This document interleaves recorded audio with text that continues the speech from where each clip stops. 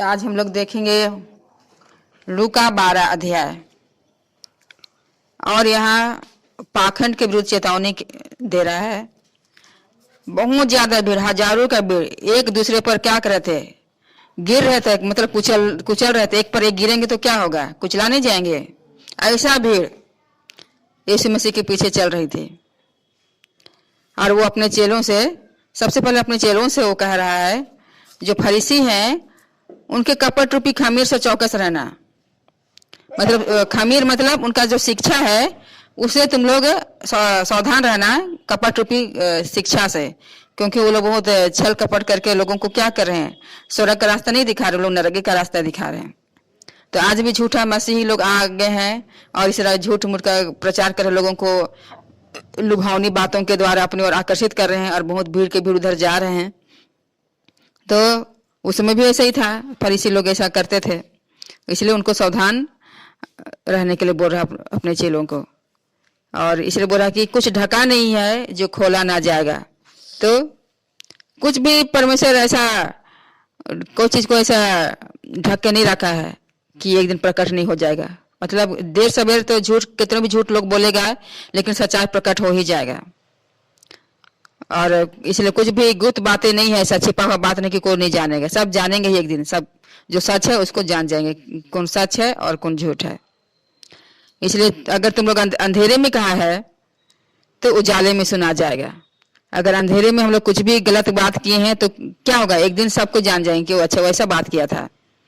आज अगर कोठरियों में कानों कान फुसफुसा कर भी कहे हैं किसी के विषय में, तो एक दिन वो क्या होगा, छत में प्रचार किया जाएगा ऐसा बात। और इसलिए वो बोलता है कि तुम मेरे मित्र हो, इसलिए हम तुम लोगों को बता रहे हैं कि जो शरीर को घात करते हैं, देखिए शरीर को जो मार डालते हैं और उसके पीछे कुछ भी नहीं कर सकते हैं, आत्मा को नहीं मार डाल सकते, सिर्फ शरीर को मार डाल सकते हैं वो लोग। ऐसे लोगों से डरने का जरूरत नहीं है। लेकिन हम तुमको बताते हैं किससे डरना चाहिए, जो घात करेगा शरीर को भी और आत्मा को भी नरक में डाल देगा, पिता परमेश्वर, तो उससे हम लोग को डरना है। और इसलिए बोल रहा कि देखो 2 पैसा की 5 गौरैया बिकती है, मतलब 2 पैसा में 500 गौरैया मिल जाएगा।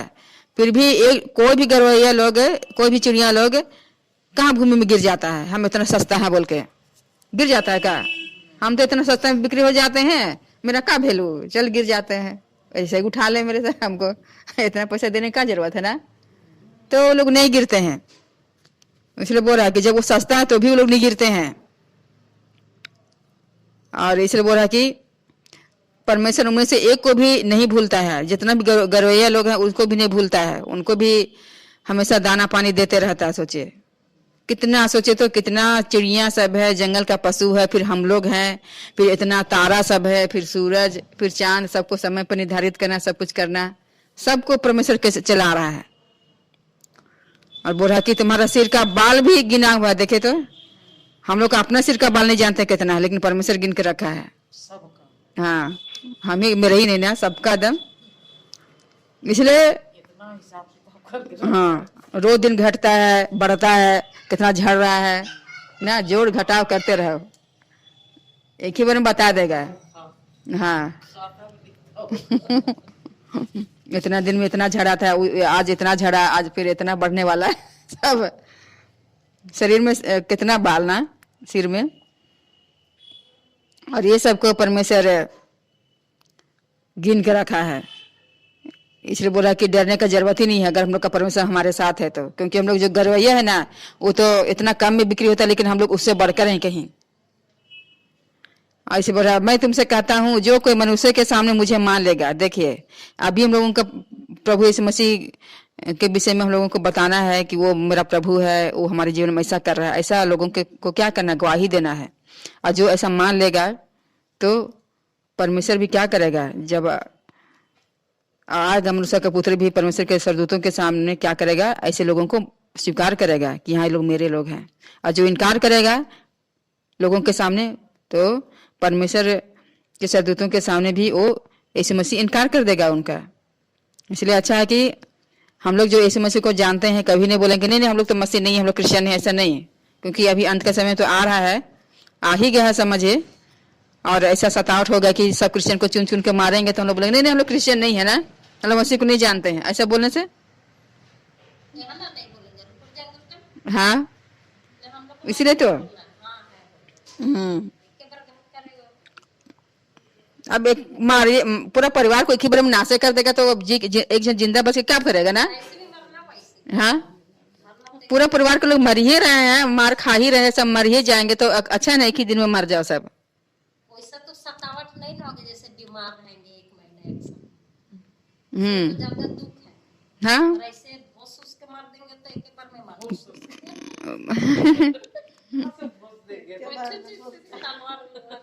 हाँ, आजकल तो बंदूक का जमाना, बंदूक से उड़ा देंगे ना, एक गोली में ठाए। या तो फिर सबको जेल में जाके बंद कर देगा, तो जाके जेल में रहना पड़ेगा और वहीं पर मने मन स्तुति करते रहे। आत्मा को थोड़ी रोक सकता है वो लोग। हाँ, आत्मा को नहीं रोक सकता है स्तुति करने से। थोड़ी जान रहे कि हम लोग क्या कर रहे हैं, मन में किसको याद कर रहे हैं। हम लोग का मन से परमेश्वर को नहीं निकाल सकता है। इसलिए बोल रहा है कि अगर यीशु मसीह के विषय में कितने लोग कुछ भी बोल रहे हैं, लेकिन उसका अपराध को परमेश्वर क्षमा कर देगा। लेकिन अगर पवित्र आत्मा के विषय में अगर कोई निंदा कर रहा है कि ये थी दुष्ट आत्मा की सहायता से ये चंगाई कर रहा है, तो उसका पाप तो क्षमा नहीं होने वाला है। और जब लोग हम लोगों को सभाओं और हकीमों और अधिकारियों के सामने ले जाएंगे तो हम लोग को चिंता करने का जरूरत नहीं है। चलो तुम लोग प्रभु का वचन प्रचार करते हैं, चलो अब बताना वहां पर, तो हम लोग को सोचने का जरूरत ही नहीं क्या बोलेंगे क्या बोलेंगे। अब डरने का जरूरत ही नहीं है। जो मन में आएगा परमेश्वर देगा, बोलते जा और मार देगा तो पहले गवाही देके मरिए जा ना, ऐसे। तो क्योंकि पवित्र आत्मा उसी घड़ी तुम लोग को सिखा देगा क्या कहना चाहिए। सच्ची हम लोग बोलने वाले नहीं होंगे। क्या परमेश्वर हम लोग के द्वारा क्या बोलेगा उसको वही लोग समझेंगे। क्योंकि पहले का चेले लोग क्या हुए, इतना मतलब तलवार से लोग को काट रहे हैं, फिर भी क्या कर रहे हैं, परमेश्वर की गवाही दे रहे हैं ना, और वो लोग को माफ भी कर रहे हैं। क्योंकि परमेश्वर क्या किया, उनका जो दर्द था उनको, उसका दर्द को ब्लॉक कर दिया, बंद कर दिया, ताकि उनको दर्द महसूस ना हो। चाहे कितने भी मार खाए वो लोग गवाही दे सके आराम से, और एकदम पूरा शांति से मर जा रहे हैं। तो ऐसे ही करेगा अपने लोगों को। इसलिए बहुत जरूरी है कि हम लोग भी गवाही देने के लिए तैयार रहे कि हम लोग इस मसीह को मानते हैं और मानते रहेंगे, क्योंकि वही सच्चा परमेश्वर है, ऐसा बोलते। फिर भीड़ में से एक व्यक्ति बोल रहा है कि मेरे भाई से कहा है कि मेरा पिता की संपत्ति मेरे साथ बांट दे ना। वो वचन प्रचार कर रहा है ऐसे मसीह, और ये कहाँ बोल रहा है मेरे बंटवारा कर दो। उसको वकील बना दिया तुरंत। न्यायाधीश बना दिया। तो इसलिए बोल रहा है ऐसे मसीह की, कौन हमको तेरा न्यायाधीश बना दिया, हमको पंच बना दिया तुम। हाँ, और बोल रहा कि सावधान रहो हर प्रकार का लोभ। देखिए कोई भी प्रकार, किसी भी प्रकार का लोभ, एकदम कोई भी प्रकार का लोभ क्यों ना हो, ऐसे लोभ से बचाए रखना है। कोई भी चीज का लालच करना ही नहीं है। कोई भी चीज का, किसी का भी चीज को देख के लालच करने की जरूरत नहीं है। मिला तो ठीक है, नहीं मिला तो भी ठीक है, लड़ने का जरूरत नहीं है। परमेश्वर अगर हम लोग का हक में रहेगा तो परमेश्वर क्या करेगा, दे ही देगा उस सब चीज को। और इसलिए बोल रहा कि क्योंकि किसी का जीवन उसकी संपत्ति का बहुतायत से नहीं होता है। देखिए हम लोग का जीवन संपत्ति का बहुतायत से होता है। क्या इतना धन दौलत है तो हम लोग ज्यादा दिन तक जिएंगे, ऐसा है क्या? नहीं, परमेश्वर अनुग्रह करेगा तो हम लोग जीवित रहेंगे ना। लेकिन संपत्ति मेरे पास इतना है बोल के अगर सोचेंगे हम लोग बहुत दिन तक जी सकते हैं, अब तो चिंता नहीं है, इतना दिन तक खा सकते हैं, तो क्या बोल रहा है, कहानी सुना रहे, दृष्टांत बताने लगा।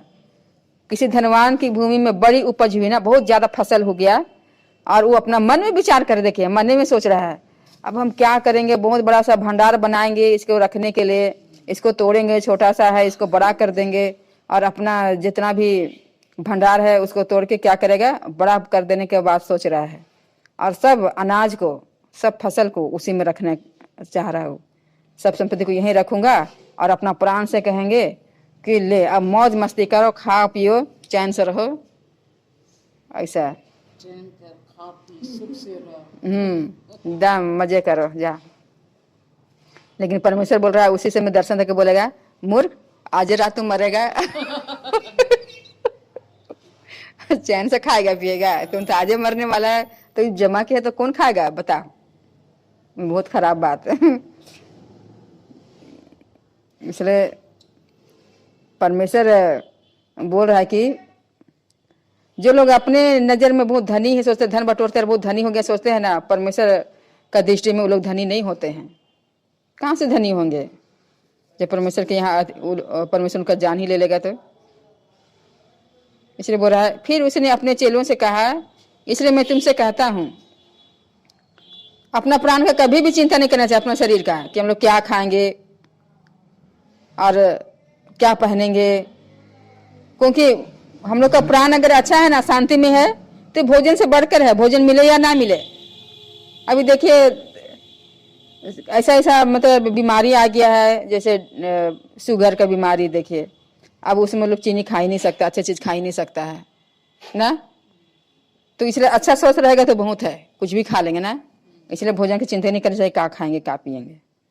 बच्चे लोग चिंता करते हैं, क्या खाएंगे, ये चीज नहीं खाएंगे, वो चीज नहीं खाएंगे। और यहाँ बोल रहा है कि भोजन से बढ़कर है प्राण। हम लोग का शरीर अगर अच्छा स्वस्थ है तो ठीक है, और वस्त्र से शरीर बढ़कर है। शरीर में अगर बीमारी नहीं है तो अच्छा है। अगर अच्छा वस्त्र पहनेंगे फिर भी शरीर में तकलीफ और आह आह करते रहेंगे, तकलीफ झेलते रहेंगे तो क्या फायदा है? कोई फायदा नहीं ना। इसलिए बोल रहा कि चिंता नहीं करो। देखो कौवा लोग को देखो ना कैसे बढ़ रहे हैं, वो लोग अपना भंडार को जमा करते हैं, क्या चुग चुग के लाते हैं और कहीं जमा करते हैं कि बाद में खाएंगे ना। कहाँ, वो लोग तो उड़ते हैं और फिर जितना मिलता खाते हैं, फिर अपना हाँ उड़ जाते हैं अपने घोंसला में, शाम होता है और आ जाते हैं। तो बोल रहा है कि ये पक्षियों से कहीं अधिक तेरा मूल्य है, कह रहा है। परमेश्वर उनको भी पालता है, तुम्हारा मूल्य तो पक्षियों से कहीं बढ़कर है, बोल रहा कहीं अधिक है। और इसे बोल रहा है कि तुम्हें से ऐसा कौन है जो चिंता करने से अपनी आयु में एक घड़ी भी बढ़ा सकता है? हम लोग चिंता करें, अब मरने वाले हैं, थोड़ी देर में तो मर ही जाएंगे, तो हम लोग और एक घड़ी बढ़ा सकते हैं? 1 घंटा चिंता करके नहीं बढ़ा सकते हैं, तो क्या छोटा सा काम भी नहीं कर सकते हैं, तो फालतू क्या चिंता करते हैं, बोल रहा है। इसलिए चिंता करना भी परमेश्वर की नजर में पापे है। इसलिए फूल को देखो, फूल के पेड़ों को देखो, फूल कैसा बढ़ता है, कैसे बढ़ रहे हैं। जंगल में देखिएगा तो बड़ा बड़ा पेड़ में जैसे गुलर का पेड़ फूल और का थी फूल सब बहुत सुंदर दिखता है जंगल में। गुलर नहीं, कपा अथी का क्या क्या कपास बोलते हैं। हाँ कपास का फूल सब, सिम्बर का फूल और एक ठो का फूल, हाँ पलास का फूल बोले, हाँ पलास का फूल कितना सुंदर दिखता है। एकदम जंगले जंगल ज्यादा ज्यादा भरा रहता है तो कितना अच्छा दिखता है ना। हाँ, और ऐसे छापा फूल भी जहाँ तहाँ उग जाता है, पुटुस फूल को भी देखेगा तो कितना सुंदर दिखता है। हाँ पुटुस फूल और थेथर फूल कम सुंदर दिखता है क्या, ढेर ढेर रहने से। तो यही बोल रहा है कि कितना अच्छा दिखता है। हाँ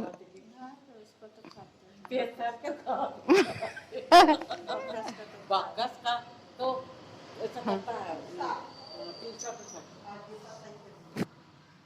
और बाकस का पत्ते को खोला के नहा दो, शरीर में गर्मी आहट आ जाए। हाँ,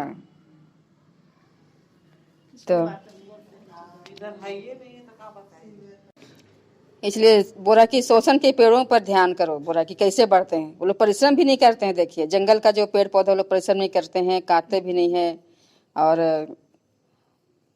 फिर भी वो कह रहा है कि जो सुलेमान राजा था वो ऐसा सुंदर वस्त्र नहीं पहना था कभी भी, जैसे फूल सब इतना खूबसूरत दिखता है, ऐसा सुंदर वस्त्र कभी नहीं पहन सका वो। इसलिए यदि परमेश्वर मैदान का घास को जो आज है और कल आग में झोंक देता है, भाड़ में मतलब झोंक देता है, वो ऐसा एकदम हरा भरा मैदान को पहनाता है, इतना खूब सुंदर दिखता है। और वो घास जो क्या हो आग में जलने वाला है ऐसा है, फिर भी उसको क्यों हरा भरा रखता है? तो तुम लोग को क्यों नहीं ऐसा करेगा? तुम लोग कितना मतलब अल्पविश्वासी है, तुम लोग परमेश्वर पर इतना विश्वास है ही नहीं है इतना ज्यादा। जैसे चिंता आता है, मतलब चिंता परेशानी हम लोग के जीवन में आता है, वैसे हम लोग परमेश्वर पर क्या करते हैं, विश्वास करना कम कर देते हैं। इसलिए बोल रहा है कि वो तुमको भी क्यों नहीं पहनाएगा, उससे भी अच्छा वस्त्र पहनाएगा। जब मैदान को इस तरह का हरा भरा करता है, जिसको लोग छील देते हैं, हटा देते हैं, आग में जला देते हैं, उसको तो ऐसा करता है। तो और बोला कि तुम इस बात की खोज में रहो कि मतलब इस बात की खोज में मत रहो कि क्या खाएंगे और क्या पिएंगे, और न संदेह करो, मतलब शक करो, चिंता करो कोई भी बात का कि अब क्या होगा, कैसे खाएंगे, नहीं। क्योंकि संसार की सब जातियां जो परमेश्वर को नहीं जानती है वो लोग इस तरह खोज करते हैं, लेकिन हम लोग का पिता जानता है कि ये सब वस्तुएं तो हम लोग को जरूरत है ही है, इसलिए हम लोग नहीं भी मांगेंगे ना तभी परमेश्वर क्या करेगा, देवे करेगा वो। इसलिए बोला परंतु उसके राज्य की खोज में रहो तो ये वस्तु तुम्हें मिल जाएगी। अब उस परमेश्वर के राज्य की खोज करना मतलब अगर कोई हम लोग के जीवन में खो गया है कोई प्रियजन, तो हम लोग कैसे ढूंढने के लिए एकदम व्यस्त हो जाते हैं, जब तक नहीं मिलता तब तक ढूंढते रहते हैं कहाँ है ना। तो इस तरह परमेश्वर का राज्य को भी इसी तरह सबसे पहले उसी को ढूंढना है सवेरे उठते साथ। अब राज्य के लिए तो उसका राजा होना जरूरी है ना, तो राजा को ढूंढना है इसी मसीह को। और परमेश्वर चाहता है कि लोग पहले परमेश्वर को खोज करें, तब परमेश्वर जो राज्य चलाएगा हम लोग के जीवन में वो राज्य क्या होगा उसके अनुसार हम लोग चल सकते हैं। तब हम लोग को जब उसको खोजेंगे, परमेश्वर को खोजेंगे, इस मसीह को खोजेंगे, उसका राज्य को खोजेंगे कि कैसा कौन सा राज्य वो कर रहा, कौन सा राज्य हम लोग में चलाना चाहता है, उसको खोजेंगे तो बोला ये सारी वस्तु तो मिल जाएगी, हम लोग को अपने आप मिल जाएगा। इसलिए जो छोटा सा झुंड है, जैसे हम लोग का भी छोटा सा झुंड है, बोला कि मत डरो, डरने की जरूरत नहीं है, क्योंकि परमेश्वर को बहुत हम लोग पसंद आ गए हैं। हम लोग हर दिन जो प्रार्थना कर रहे हैं तो परमेश्वर को पसंद आ गए हैं, उसको हम लोग भाग गए हैं और अपनी कृपा जैसे हम लोग पर बनाए रखा है। और वो कह रहा है कि तुम लोग को राज्य देगा ना, स्वर्ग का राज्य हम लोगों को देने वाला है परमेश्वर। और अपनी संपत्ति बेचकर दान कर दो बोल रहा है। तो जितना संपत्ति है हम लोग के पास तो इतना संपत्ति भी नहीं है, और सबको बेच के दान कर दो और अपने लिए ऐसा बटुआ बनाओ, ऐसा हम लोग को बैंक बैलेंस बनाए रखना है स्वर्ग में, वहां धन इकट्ठा करना है। कैसा करके, लोगों पर दया करके, भलाई करके, मेल मिलाप से रह के, परमेश्वर का वचन का बता के, ऐसा करके हम लोग क्या करना है, स्वर्ग में बैंक बैलेंस जमा करना है, बनाना, जहाँ चोर का करेगा, सेंध भी नहीं लगा सकता, चोरी भी नहीं कर सकता है। और वहां हम लोग का जो चीज है वो सेफ रहेगा, जो पुनिया का काम किए वो हमेशा सेफ रहेगा, उसे कीड़ा भी नहीं खाएगा। क्योंकि हम लोग का जहाँ धन रहेगा वहां हम लोग का मन भी लगा रहेगा, अरे बाप रे वहां इतना पैसा रखे, इतना पैसा रखे ना। हाँ, मर जाएंगे तो कौन खाएगा, दूसरा भी है, और हम लोग भी खाने नहीं सकेंगे इतना पैसा। अभी तो ऐसा नियम सरकार लगा रहा है ना कि जिसके पास 1 लाख रुपया है ना बैंक में फिक्स डिपॉजिट किए हैं या ऐसे भी रख दिए हैं, तो सरकार 90,000 ले लेगा, 10,000 से आपको देगा, फिर बाद में देवे नहीं करेगा पैसा। हाँ, ऐसा भी नियम निकला है। हाँ, ऐसा कर रहा है। 90,000 ले लेगा। हाँ 10,000 देगा। हाँ, और नहीं देगा फिर वो देवे नहीं करेगा, वो ऐसा करने वाला है। और उसके बाद फिर हम लोग के पास जो पैसा है ना, हम लोग घर में भी जमा नहीं कर सकते हैं, क्योंकि उसमें तो ऐसा चित्र डाला हुआ है कि मशीन से पता चलेगा कि इस घर में कितना पैसा है। ऐसे सिस्टम कर दिया ना, हाँ एकदम ऐसा मजबूर कर देगा ना कि लोग उसका अधीनता स्वीकार कर लेंगे। ऐसे परमेश्वर इसलिए खाने पीने का चिंता करने की जरूरत नहीं है, क्योंकि यीशु मसीह क्या कहता है, 40 दिन भूखे प्यास रहा था ना, तो हम लोग को भी रख सकता है। और इतने दिन तो भूखे प्यासे तो नहीं रखेगा, कोई ना कोई होगा ही। जैसे एलिया को कौवा ला के देता था, कौवा क्या करेगा, उधर से चुरा के लाएगा, हम लोग को एरिया में गिरा देगा। तू तो चोर है, ये है। तो हम लोग भी चोर का भागी हो जाएंगे। चुरा चुरा के लाके देगा तो हम लोग भी तो भागी हो जाएंगे। भागी ना गए उसका जैसे धर्मी होना चाहिए, जब हम धर्मी ना। हाँ, लेकिन प्रभु तो अभी भी हम लोग को मरने दे रहा का भूखे का। नहीं। हाँ, तो उसमें भी ऐसे ही करेगा, अच्छा से ही हम लोगों को रखेगा, क्योंकि वो बोला है तुम्हें मैं अकाल के समय तृप्त रखूंगा, बोलता ना। ये तो महंगाई चल रहा था, महंगाई में भी लोग खा नहीं रहे क्या, तो वो तो अकाल में तृप्त कर देगा हम लोग का परमेश्वर। मेरे लोग खाएंगे पिएंगे, लेकिन जो प्रभु को नहीं मानते वही लोग नहीं खाने सकेंगे, रहने से क्या होगा, ऐसा फेंक देंगे कि उठा के हम लोग को खाना पड़ेगा। खा नहीं सकेगा वो लोग, क्या करेगा। इसलिए बोल रहा है कि तुम्हारी जो कमर है वो बंधी रहे। कमर हम लोग किस लिए बांधते हैं, काम करने के लिए ना। तो हमेशा हम लोगों को काम करने के लिए, अच्छा काम करने के लिए तैयार हो जाना है। और हम लोग का जो दिया है वो जलते रहना चाहिए। हम लोग का जो भलाई का काम है वो हमेशा प्रकट होते रहना चाहिए लोगों के सामने, चाहे जो भी हो। तुम बोल रहा कि तुम उन मनुष्यों के समान बनो जो अपने स्वामी की बाट देख रहे हैं। तो हम लोग यीशु मसीह का बाट देख रहे हैं, ऐसा हम लोग को बनना है। जैसा नौकर लोग भी अपना स्वामी का बाट देखते हैं कि कब वो ब्याह भोज से आएगा और हम द्वार खटखटाएगा तो हम जल्दी से खोल देंगे। हाँ, इंतजार करते रहेगा, चाहे वो रात के 1 पहर में आएगा, 2 पहर में आएगा, तीसरे पहर में आएगा, लेकिन वो सेवक को जागता हुआ पाएगा तो कितना धन्य सेवक होगा वो। इसी तरह हम लोगों को भी जागते रहना, हर हमेशा, चाहे हम लोग का जीवन में कितनी भी तकलीफ समस्या क्यों ना आए, हम लोग हमेशा परमेश्वर के करीब आने नहीं छोड़ सकते हैं। हमेशा प्रार्थना करके, लोगों से मेल प्रेम से रह के, भलाई करने के द्वारा हम लोग परमेश्वर का बाट जोते रहेंगे।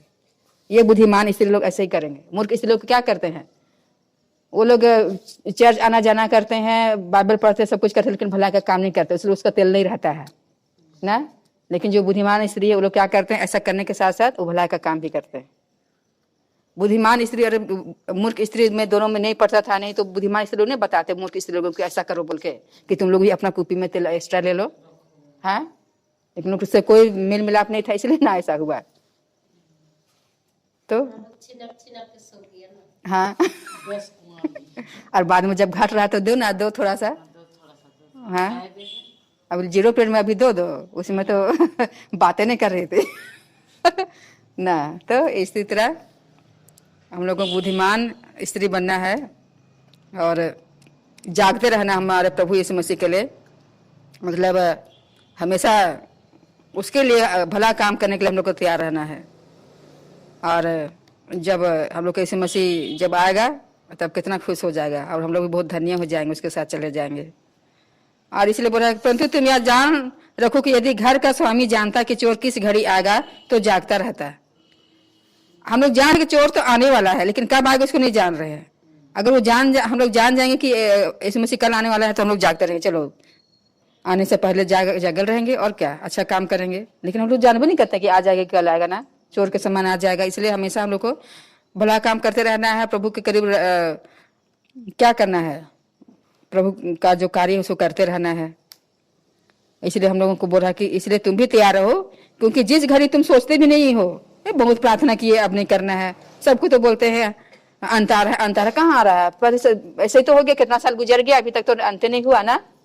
लेकिन यीशु मसीह क्या कर रहा है, धीरज धर रहा है। अभी हमारे बच्चे लोग कहाँ इतना करीब आए हैं क्या, नहीं आए हैं। वो लोग नाश हो जाएंगे, स्वर्ग चल जाएंगे, अच्छा लगेगा।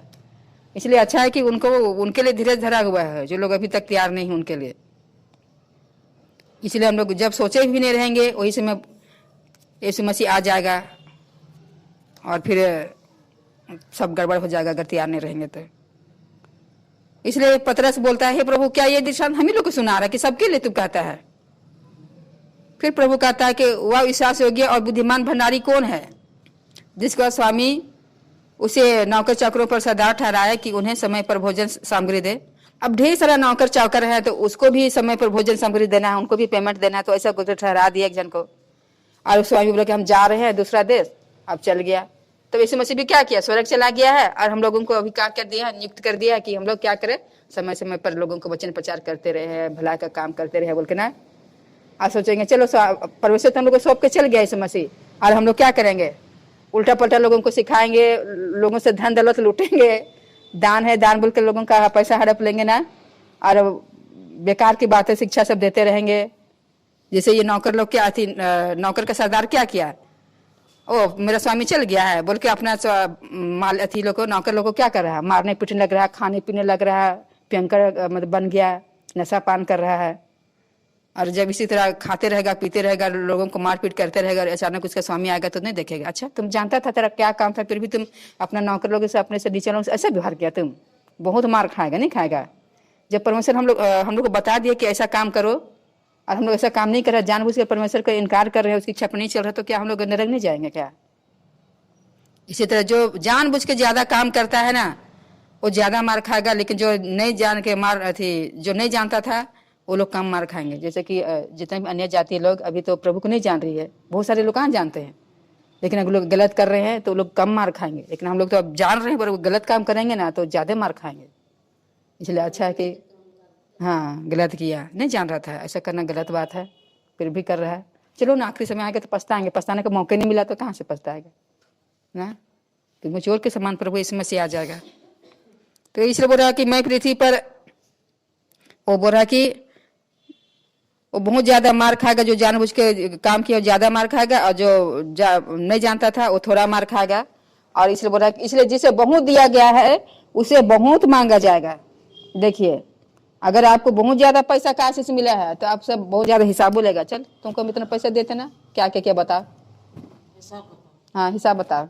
तुमको इतना बड़ा अफसर बनाया, तुमको मुख्यमंत्री प्रधानमंत्री तेरे तरह थी, इतना ऊंचा पद में तुमको दे, तुम क्या किया अपने नीचे वालों के लिए बता? घूस ले लेके सबका काम किया।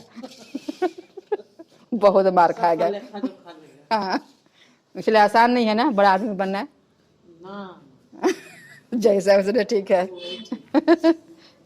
एक तो सिक्का दिया उसको, क्या जमीन में गाड़ देंगे? कहा नहीं, उसको तो और मार खाएंगे फिर। तो अच्छा है कि हम लोग जो तोड़ा हम लोग को मिला है, चाहे एक मिला है तो उसको हम लोग को डबल करना है। जैसे जिसको 5 मिला था उसको और 5 किया ना, तो इसे हम लोग को जो भी मिला है, थोड़ा मोड़ा जो भी मिला है उसको बताना है दूसरों को। एक आधे जन को तो मन फिराव करने का मतलब बता देना है कि प्रभु को जानो बोल के। हम लोग तो सिर्फ प्रभु का वचन लोगों को बता सकते, उनके लिए प्रार्थना कर सकते हैं, बाकी काम तो परमेश्वर करेगा ना। उसको चंगाई देना, उसको मन परिवर्तन करना परमेश्वर का काम है। इसलिए हम लोग को हमेशा प्रार्थना ही करते रहना पड़ेगा। इसलिए बोला, मैं पृथ्वी पर आग लगाने आया हूं और क्या चाहता हूं कि अभी धधक जाएगा तो अच्छा रहेगा, ऐसा आग लगाने आया हूं। क्योंकि वो चाहता है कि सब दम इस मसीह को जाने, और जो नहीं जानते हैं और इस मसीह से जाने वाले से चिढ़ते हैं वो लोग और जलते रहे। लेकिन मेरे लोग एकदम आग की तरह फैलते रहे, एकदम जले ना। आग की तरह अगर हम लोग जलेंगे तो कोई मक्खी बैठ नहीं सकेगा क्या? भस्म हो जाएगा ना, कीड़ा भी नहीं लगेगा, भस्म हो जाएगा। तो ऐसा आग की तरह हम लोग को परमेश्वर जलाना चाहता है। अभी ऐसे ही ना हो रहा है, जो घर में जैसे अन्य जाति में देख रहे हैं कि क्रिश्चियन बन जा रहे हैं तो कितना तकलीफ सह रहे हैं, चाहे पत्नी हो, चाहे पति हो, चाहे बच्चा लोग है, कितना तकलीफ सह रहे हैं। लोग को भगा दिया जा रहा है, हम लोग का धर्म नहीं मानता, वो लोग का धर्म मानता है, विदेशी धर्म मानता है बोल के। इसलिए इस मसीह बोल रहा कि मुझे तो एक बपतिस्मा लेना, मतलब अब अभी हमको कब हम मतलब क्रूसीफाई होंगे, ऐसे बोल रहा है, वो वाला बपतिस्मा, वो बपतिस्मा लेना है। और जब तक वह ना हो रहे तब मैं कैसी व्यथा में रहूंगा, मतलब कितना बेचैन है, तब तक मैं बहुत बेचैन है, ऐसे बोल रहा है, व्याकुल रहूंगा, ऐसे बोल रहा है, हमको चैन नहीं आएगा। इसे बोल, क्या तुम समझते हो कि मैं पृथ्वी पर मिलाप कराने आया हूँ? मेरे कारण तो लोगों में फूटे डाला जा रहा है ना, बहुत धर्मी हो गई है बोल के नहीं फूट हो रहा है, हमेशा ये फूटे हो रहा है। इसलिए बोलता है, मैं तुमसे कहता हूँ कि मिलाप कराने नहीं आया, हम अलग कराने आए हैं। क्योंकि अब जो घर में 5 जन रहेंगे वो 2 3 से, 3 2 से बैर करेंगे, विरोध में रहेंगे। और बता रहा है कि पिता पुत्र से, पुत्र पिता से विरोध करेगा, माँ बेटी से, बेटी माँ से, सास बहू से, बहू सास के विरोध रहेंगे। सोचो, इसमें से तो पहले बता दिया है ना, ऐलान कर दिया है। और कितना खराब बात होगा ना कि हम लोगों का परिवार के लोग ही हम लोगों को पकड़वा देंगे और मरवा देंगे। तो पहले बता दिया, भविष्यवाणी कर दिया है। इसलिए समय के लक्षण को पहचानो, जब ऐसा हो जाएगा तो समय के लक्षण को पहचानो। अगर परिवार में ऐसा हो रहा है तो समझ जाओ कि ये अंत का समय है, ये अंत का समय है। और भीड़ के लोगों से बोल रहा है, तुम बादल को पश्चिम से उठते हुए देखते हो तो तुरंत कहते हो कि वर्षा होगी। मतलब पश्चिम से अगर हो रहा है, बादल उठ रहा है, तो तुम लोग बोलते पानी तो जरूर आएगा, बारिश जरूर होगा। और जब दक्षिण हवा चलती है तो तुम कहते हो कि लू चलेगी, अंधड़ आएगा, आंधी आएगा, इस तरह का। तो तुम लोग तो बादल को देखकर, मौसम को देख के पहचान जाते हो कि ऐसा होने वाला है। तो अभी अंत के समय में जो होने वाला है उसको तुम लोग कैसे नहीं पहचान रहे हो? अभी इतना पाप बढ़ गया है, ऐसा कुछ हो रहा है, तो तुम लोग कैसे नहीं पहचानते हो कि ये वही समय आ गया बोल के, अंत का समय। इसलिए बोल रहा है, तुम आप ही निर्णय क्यों नहीं कर लेते कि उचित क्या है? तो हम लोग को निर्णय करना है कि क्या सही है क्या गलत है। ऐसा हम लोगों को क्या करना, अभी से निर्णय करना है। जब हम लोग जिंदा है तब निर्णय करना है कि हम लोग को कहाँ जाना है, स्वर्ग जाना है या नरक जाना है। अभी मुद्दा है क्या करेगा। जब हकीम के पास जा रहा है, हम लोग का अगला पक्ष का लोग, हम मेरे ऊपर दोष रोपण कर, हम गलती किए हैं और हमको क्या करें, हमको पकड़ के ले जा रहा है, तो हमको रास्ते में क्या करना, उससे समझौता करना है, माफी मांग लेना है, ताकि वो हमको दया करे और माफ कर दे। उसके बाद हमको कचहरी में ना ले जाए ना, नहीं तो कचहरी में ले जाएगा और माफी भी नहीं मांगेंगे, बीच रास्ते में लोग माफी भी नहीं मांगेंगे और कचहरी में ले जाएगा और हम लोग मेरा गलती साबित हो जाएगा तो हम लोग को क्या करेगा, जेल में डाल देगा। ना। तो इसी तरह हम लोग रास्ते में जब तक हम लोग को जीवन काल है ना, तभी से हम लोग को इस मसीह से माफी मांग लेना, मेल प्रेम रखना है, ताकि जब न्याय होगा तो क्या होगा, हम लोग को नरक में नहीं भेजेगा। तो जब तक तुम लोग जीवित है तब तक तुम लोग क्या करो, मुद्दे से मतलब इसी जब तक मार्ग में है तब तक हम लोग, जब तक जीवन के मार्ग में तब तक हम लोग क्या कर ले, समझौता कर ले कि यह हमसे गलती हो गया, माफ कर दो, हमको मत ले जाओ, इस तरह का। और इसलिए बोल रहा है कि अगर तुम लोग माफी नहीं मांगेगा तो क्या करेगा, वो खींच के ले जाएगा न्याय के पास है और सिपाही को सौंप देगा, सिपाही बंदीगिरी में डाल देगा। मैं तुमसे सच कहता हूँ कि जब तक तुम दमड़ी दमड़ी भर न देगा तब तक वहां से छूटने नहीं पाएगा। अब वो जेल में चला गया तो फिर कैसे वो अपना दमड़ी दमड़ी भर देगा उसको ना। अब जेल में तो कहाँ से दम। और तो ये तो ऐसा उदाहरण दिया ना, तो ये है माफ कर देना, मतलब दिल से लोगों को माफ करना। हम लोग जो गलती किए हैं उसके लिए पछतावा करना और